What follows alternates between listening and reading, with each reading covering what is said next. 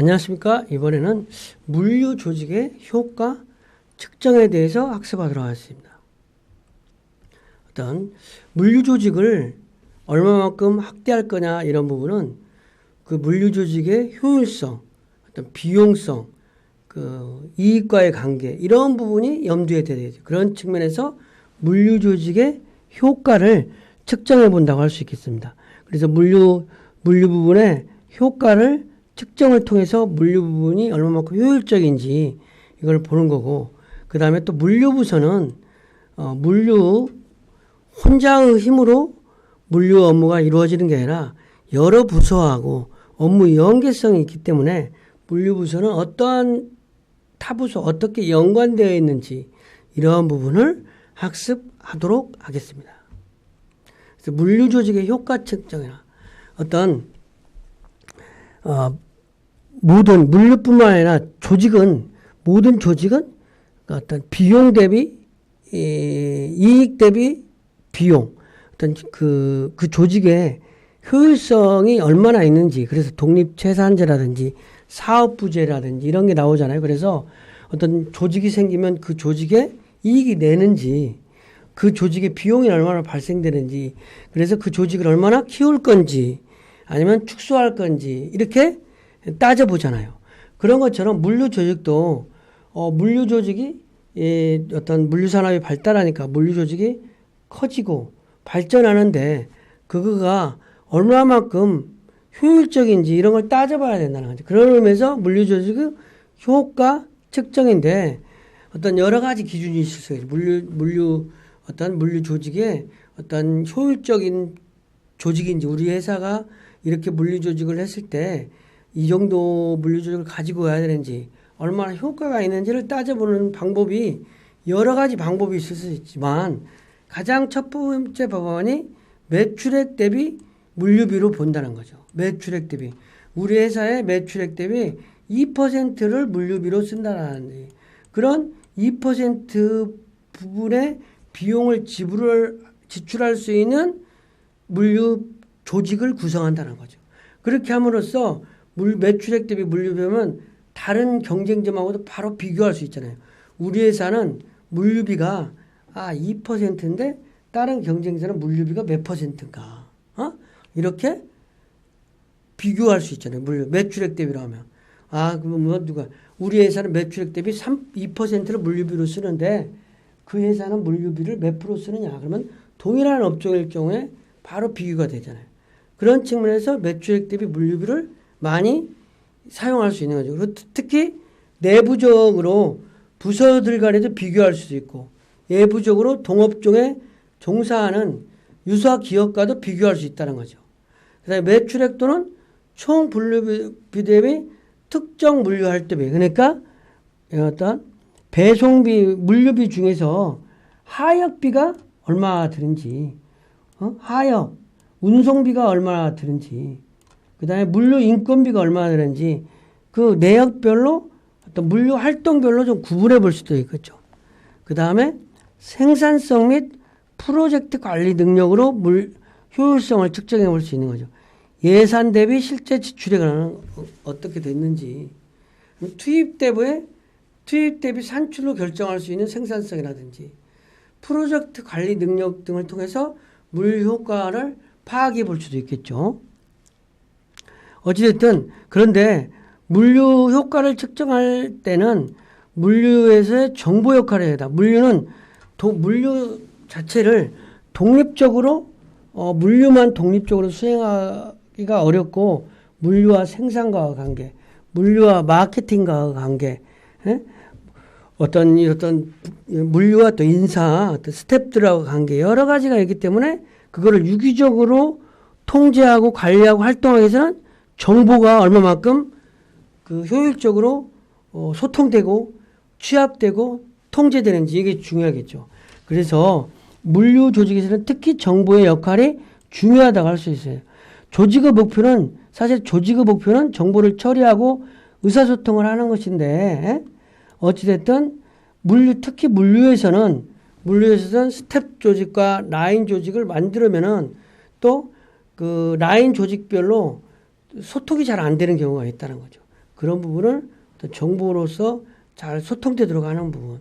그래서 이상적인 물류 조직은 부서 간의 활동을 통합하고 조정하는 형태이다. 물류 부서가 수행하는 업무는 최소한의 물류 관련 핵심 업무만을 제외하고는 나머지 부서 간의 통합, 조정 활동이라는 거죠. 그래서 부서 간의 통합 및 조정은 어떤 그 물류의 핵심적인 업무라고 할 수 있는 거예요. 그래서 정보는 물류 활동에 통합하고 조정하는 핵심적인 도구가 되는 거죠. 그래서 물류와 정보와 관계는 불가분의 관계가 있는 거죠. 그래서 EDI 시스템 같은 경우에 한 사례로 들면 어떤 EDI 시스템을 통해서 물류를 내부적인 물류를 통합도 하고 또 외부 공급업자에게도 물류 정보를 알려주는 거야. 어찌됐든 독립된 부서 간의 정보 교환을 촉진시키면서 부서들을 물리적으로 통합할 필요가 없게 만든다는 거예요. EDI 시스템으로. 그리고 또 이 EDI 시스템은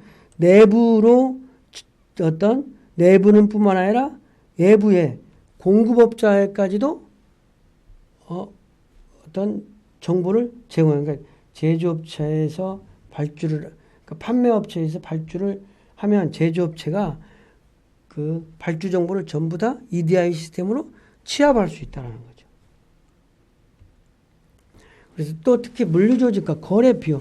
사실 조직은 비용과 불가분의 관계가 있잖아요. 그래서 어떤 물류조직도 거래 비용에 의해 정의될 수 있다. 거래는 내부 거래와 외부 거래였는데 거래 비용은 생산 비용과 함께 고려되는 비용이다. 그래서 물류에 있어서도 협상이라든지 계획, 적응, 집행, 통제 비용 등이 거래 비용에 포함되는데 이러한 물류 관련 비용을 최소화하기 위한 기업의 행동이 조직 범위를 결정한다는 거니까 거래 비용을 최소화할 수 있는 조직이 어떤 것인가 이런 부분을 염두에 둔다는 거죠. 그래서 거래 비용의 개념은 물류에도 적용이 가능하다. 고객의 물류 서비스 제공 시 내부 조직을 이용할 것인지 아니면 외부의 애주사를 이용할 것인지 또 경영 기술 및 특정 지식의 한계 정도에 따라 결정된다는 거죠. 특히 예전 미술품 같은 경우에 이런 거는 전문적인 상품이기 때문에 미술품만 전문적으로 운송하는 차량 같은 게 있잖아요. 그러면은 미술품 같은 거는 자기네 회사에서 어떻게 하려면 만약에 수요가 그렇게 많지 않으면 독립적으로 하기가 어렵잖아요. 그러면 미술품 같은 거는 운반하는 걸 예주를 줄 수밖에 없는 거죠. 그런 것처럼 비용과의 관계가 상당히 조직과의 관계가 있는 거죠.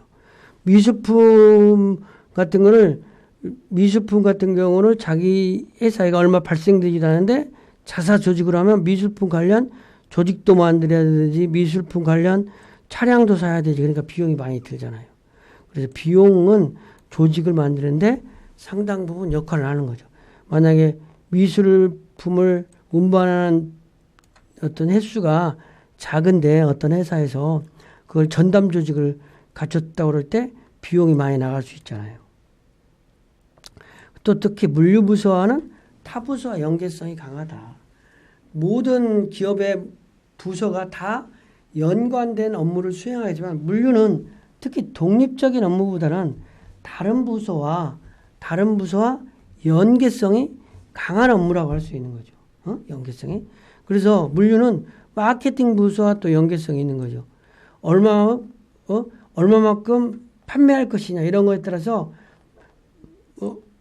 운송, 재고, 창고 등과 관련된 이런 것들을 최소화시키려면 마케팅하고 유기적인 업무 협조가 있어야 되는 거죠.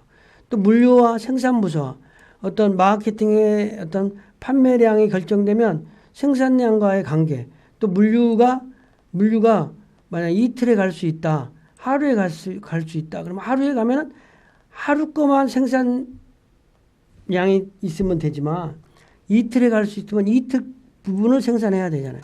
그래서 생산과 관계가 있다는 거죠. 또 물류부서와 회계부서와의 관계도 있다는 거죠. 특히 물류비 산정이라든지 통제는 회계부서와 관계가 있으니까. 또 물류는 인사부서도 물류도 모든 부서가 다 인사부서와 스텝이니까 인사부는 관계가 있지만 유능한 인재를 물류부서에 배출 수 있다는 측면에서 어떤 인사부서와 연계성이 있어야 되는 거예요. 어떤 물류관리 조직이 그래서 예전에는 분사한형이었다가 독립부운영으로 독립체산형으로 자회사로 이렇게 점점점 진화 발전된다고 할 수 있겠습니다. 학습 내용을 정리하겠습니다. 그러니까 물류 조직을 얼마나 크게 가지고 갈 건가, 얼마나 축소할 건가 이런 범위를 간직할 때 가장 중요한 거는 그 효과를 측정하는 부분인 거죠. 그래서 측정 지표가 있어야 되겠죠. 그런 의미에서 여러 가지가 있겠지만 세 가지로 매출액 대비 물류비, 매출액 또는 총 물류비 대비 특정 물류활동 물류비, 생산성 및 프로젝트 관리 능력 이렇게 했다. 그러니까 매출액 대비 물류비는 우리 회사의 물류비가 몇 %인가 이런 것들을 가지고 부서별로 물류비를 배분할 수도 있고 부서별로 비교도 하지만 또 외부 기업과의 물류비를 또 비교할 수도 있잖아요. 유사 기업하고. 그런 측면에서 매우 유용하고 물류비를 단순하게 물류비 2%지만 그 물류비 내에 포장비, 운송비, 하역비, 또 순수 인건비 뭐 이렇게 나눠서 우리 회사는 어떻게 되는데 다른 회사는 어떻게 되는 건지 이렇게 나눌 수도 있잖아요. 그리고 또 생산성 및 프로젝트별로 물류비를 나누어서 관리해 볼 수 있는 거죠.